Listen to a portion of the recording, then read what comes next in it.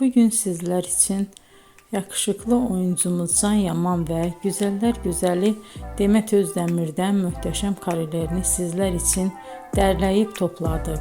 Can Yaman İnadına Aşk, Bay Yanlış, Dolunay, Erkenci Kuş dizi gibi dizilerde rol almış arkadaşlar ve herkes tarafından çok beğenilmişti. Biz de sizler için onların romantik karelerini derleyip topladık. Arkadaşlar, bu fotoların devamını gelmesini istiyorsanız emeğimize saygı olarak kanalımıza abone olup bol bol yorum yazmayı unutmayın. Arkadaşlar, bizi izleyen herkese teşekkür ederim. Bizden bu kadar.